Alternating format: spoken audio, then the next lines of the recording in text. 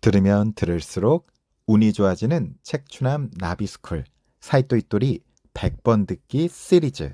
책추남이 어떤 작가님 좋아하는지 잘 아시죠?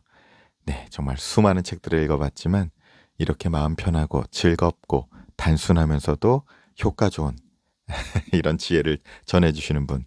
네, 이번에도 여러분과 함께 되살려낸 책, 바로 그릇의 주인공, 1% 부자의 법칙의 주인공, 일본 최고의 납세액을 기록한 전설적인 부자이자 그의 제자들 10명을 모두 다 부자로 끌어올린, 정말 무스펙, 무자본으로 시작해서 이 모든 일을 이뤄낸, 정신적 부와 물질적 부 두 마리 토끼를 모두 잡고 또 사람들에게 건강을 선물해 주시죠.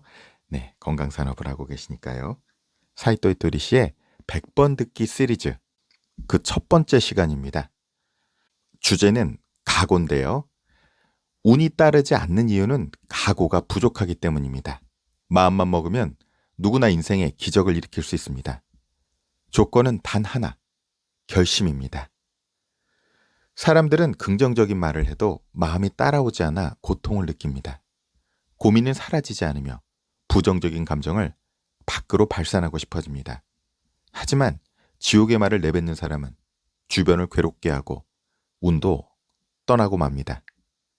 자, 사이토이토리 씨의 이야기입니다. 안녕하세요. 오늘 하는 이야기는 꼭 들어주셨으면 합니다. 정말 중요한 얘기거든요. 가끔 이런 분들이 계세요.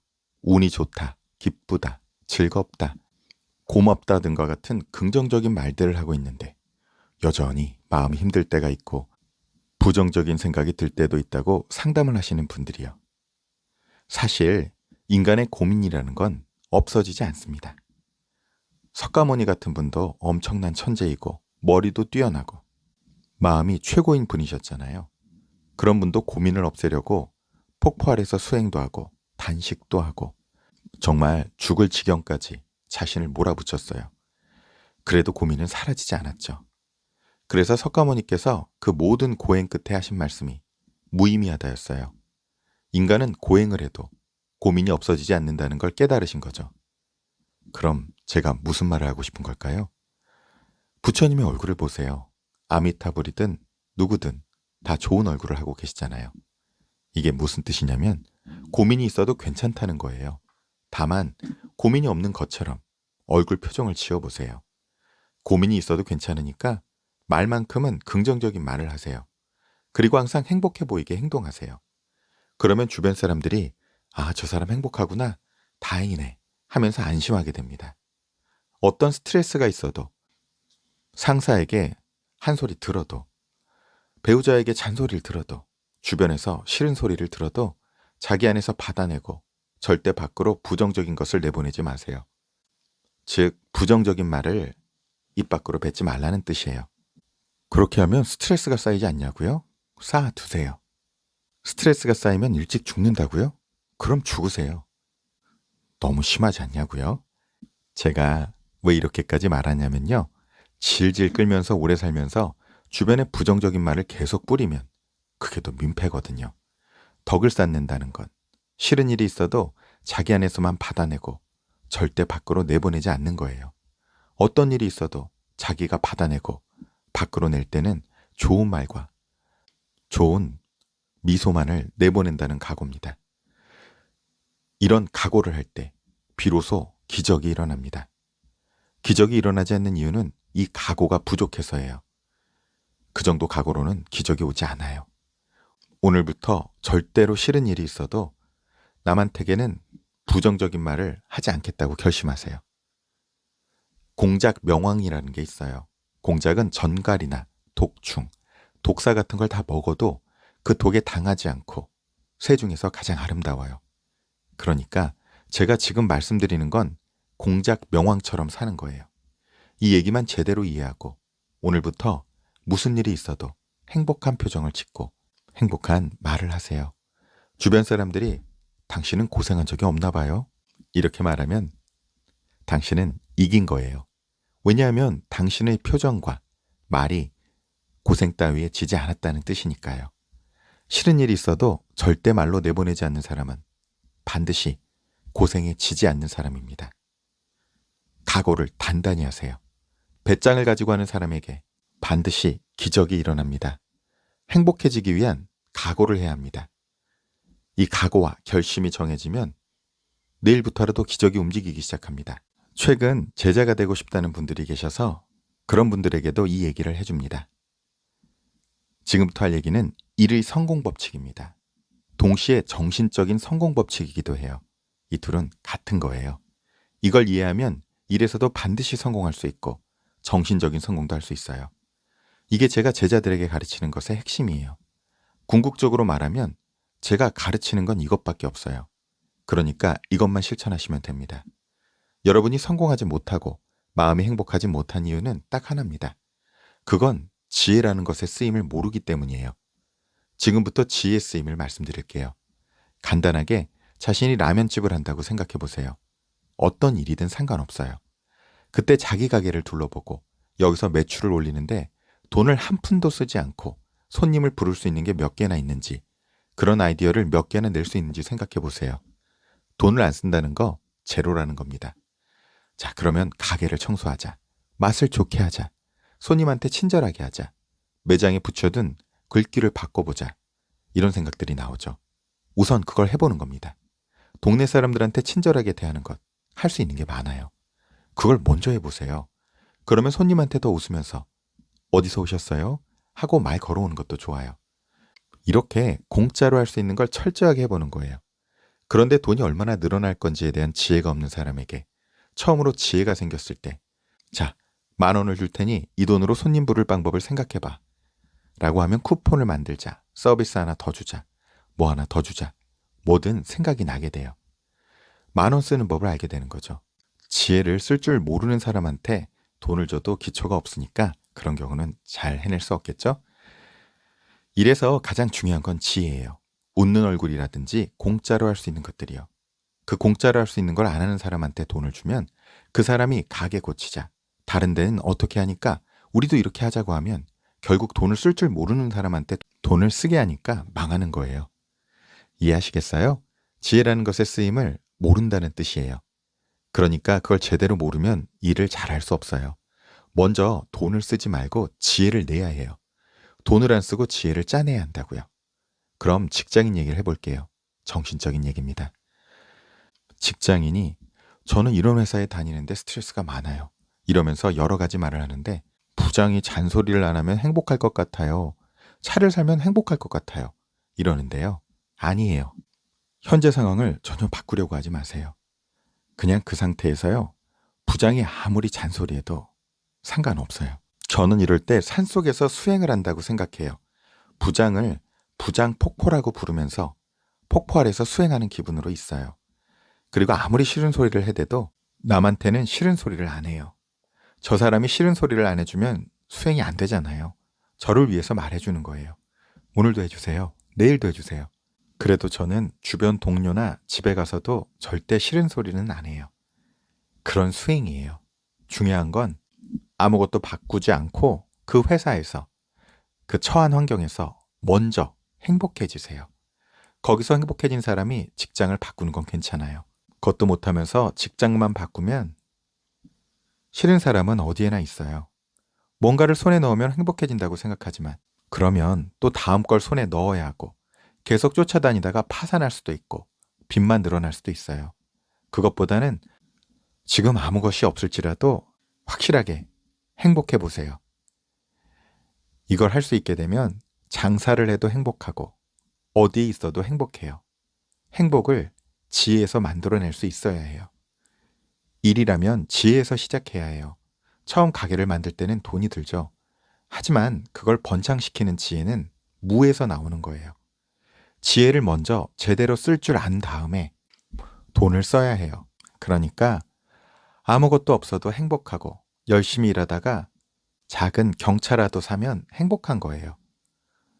물건을 갖고 싶어 하는 사람은 절대 행복해질 수 없어요. 작은 차라도 손에 넣으면 쉬는 날엔 드라이브 가자. 창밖으로 보이는 저 풍경 너무 멋지지 않아? 자, 무엇을 봐야 되는 거죠? 바깥 풍경이에요. 롤스로이스에서 봐도 경차에서 봐도 그 풍경은 똑같아요. 바다 색깔도 똑같고요. 그렇게 생각할 수 있는 사람이 다음 행복도 또 손에 넣을 수 있는 거예요. 일에 있어서 무에서 유를 만들어낼 수 있으면 미용실을 해도 성공하고 생선 가게를 해도 성공할 수 있는데, 막상 무에서 유를 만들어내는 지혜를 내라고 하면 아무런 생각도 안 나와요 라고 말하는 분이 계세요. 그런 분들도 절대로 아이디어를 낼 수 있는 방법을 지금 바로 가르쳐 드릴게요. 아무리 아이디어가 안 나오는 사람이라도 예를 들면 고객을 친절하게 대하자, 가게 내부를 깔끔하게 정돈하자, 아니면 가게 앞을 깨끗이 빗질을 하자, 이런 아이디어 정도는 생각해 볼 수 있잖아요. 그런데 만약 그것조차 안 나오는 사람이 있다면 우선 자신을 게으름뱅이라고 생각하세요. 게으른 거예요. 정말 안 나온다고 생각하시나요? 지금부터 절대 나오는 방법을 가르쳐 드릴게요. 3일 안에 좋은 아이디어, 즉 무에서 유를 만들어내는 아이디어를 5개 내보세요. 가게를 깨끗이 한다든가 맛을 좋게 한다든가, 미용실을 하는데 여름에 시원한 음료를 내놓는다든가, 뭐든 있잖아요. 제가 말한 걸 따라해도 돼요. 그런데 그래도 5개도 안 나오면 3개만 내세요.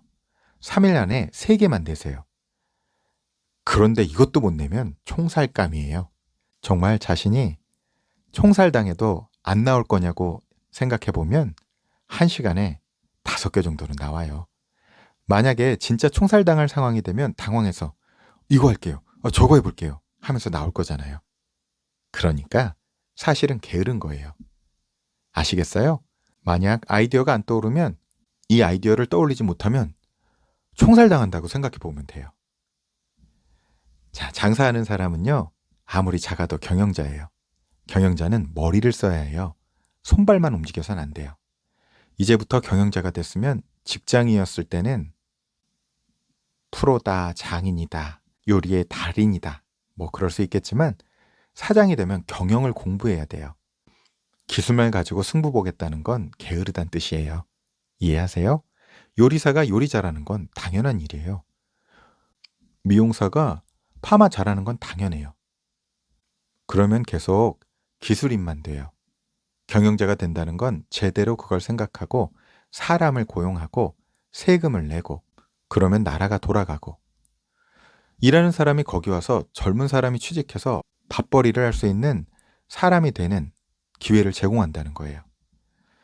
자, 그러다 보니까 저도 한참 제자를 더 받을까 생각했는데, 제자를 받아도 이것 이상 가르칠 게 없어요. 결국 당신이 담담하게 계속할 수밖에 없거든요. 계속하지 못할 때 자기 머리가 나쁜 게 아니에요. 게으른 거예요. 게으르면 안 되는 게 아니라, 게으른 주제에 머리가 나쁘다고 하면 여러분의 뇌한테 실례예요. 뇌세포는 누구나 똑같잖아요. 총살당한다고 생각해보면 답이 나와요. 아이디어가 안 나온다는 건 손발을 쓰는 건 좋은데 머리 쓰는 건 싫어하는 거예요. 그렇게 생각하세요. 어떻게 보면 엄하게 들릴지도 모르겠지만 프로의 세계는 그런 거예요. 정신적인 것도 마찬가지예요. 일이 이렇게만 돼주면 좋겠어. 내 배우자가 이랬으면 정말 좋겠어. 안 돼요. 그 사람은 그대로, 저 사람도 그대로면 돼요. 자기 생각을 바꾸면 되는 거예요. 그게 정신론이에요. 정신론도 저 사람이 바뀌면, 이 사람이 바뀌면 하는 그런 게 아니에요. 내 자신의 마음가짐 먼저 바꾸는 거예요. 그러니까 오늘 부장 폭포가 또 얼마나 셀까? 수행이라고 생각하면 지금까지 싫었던 게 반대로 너무 기뻐질 수 있는 거예요. 난 안 질 거야. 아무리 부장한테 혼나도 절대 안 져. 다른 데 가서 투덜거리는 소리 절대 안 해. 부장님, 요즘 왜 이렇게 화를 안 내세요? 저를 위해 열심히 내주셔야 되는데요. 그래서 고맙거든요. 요즘 부장님 폭포가 없으니까 외로울 정도예요. 라고 말할 수 있을 때 모든 게 바뀌어요. 저번에 30분 혼났잖아요. 뭐야, 부장님 요즘 30분밖에 안 혼내시네. 기운이 없으셔. 2시간은 해주셨으면 좋겠는데. 이 정도 기세로 갔을 때 모든 게 바뀌어요. 지혜라는 것의 쓰임을 알았을 때 비로소 돈을 살릴 수 있어요. 지혜도 못 쓰는 사람이 처음부터 돈을 찾으면 반드시 제로로 돌아와요. 젊은 사람들이 돈이 없어요라고 말하는데 그건 돈의 고마움을 모르니까 없는 거예요. 한 달에 2만 원밖에 저축 못 하는 걸요?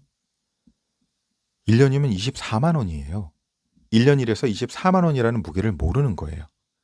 그러니까 신이 너는 돈의 무게를 배워라 하시는 거예요. 그런 돈으로 모은 돈으로 작은 가게를 내니까 아무리 작은 가게라도 보물처럼 보이게 돼요. 이 가게 절대 망하지 않게 하고 싶다라고 생각하게도 되죠. 설사 가게가 변두리에 있더라도 여기로 손님을 꼭 모셔오고 싶다라고 생각하게 돼요. 돈이 없어요. 그럼 아껴야죠. 조금씩밖에 모을 수 없어요. 그 조금씩 모으는 동안 돈의 고마움을 알게 되니까 자기 변두리 가게까지 찾아와준 고객한테 진심으로 고마워지게 돼요. 그러니까 전부 당신을 위한 거예요. 지금 없는 걸 살리지 못하면 돈도 살릴 수가 없거든요. 없는 걸 살렸을 때 비로소 돈이 살아나는 거예요. 긴 시간 들어주셔서 정말 고맙습니다. 자, 이 사이토이토리의 100번 듣기 시리즈는요. 이 내용들을 100번씩 들어보라고 이야기하고요. 좋은 책은 7번 읽으라고 하시고 또 어떤 내용들은 100번씩 들어보라고 하시네요. 여러분 정말 마음에 드는 내용 있으면 100번 작정하고 한번 들어보시면 어때요? 우리 세포 속으로 가랑비 옷 젖듯 스며들도록요. 자, 혼자 하기 어려우면 나비스쿨에 오시고 또 나비스쿨의 사이토이토리 팬클럽도 하고 있죠. 또 나비효과 챌린지도 하고 있으니까요. 여러분 함께 오셔서 이 멋진 지혜를 함께 체화하는, 그리고 그 체화된 지혜가 우리를 애벌레에서 나비로 날아오르게 하는 그 멋진 변화와 성장을 함께 일으켜 보시죠. 혼자 하면 꿈이지만 함께 하면 현실이 되니까요. 여러분 이 영상 정말 도움이 되셨으면 주변에 도움이 될 만한 분들 3분에게만 함께 전해주시는 나비효과 함께 일으켜가 주세요. 이 멋진 지혜들이 널리 퍼져나갈 때 더 많은 애벌레들이 더 많은 나비로 날아올라 이 세상이 아름다운 꽃들로 만발한 세상을 꿈꿔봅니다. 이 멋진 나비 효과를 함께 일으켜가는 우리 나비 구독자님들에게 좋은 일이 눈사태처럼 몰려오고 있답니다. 혼자 꾸면 꿈이지만 함께 꾸면 현실이 됩니다.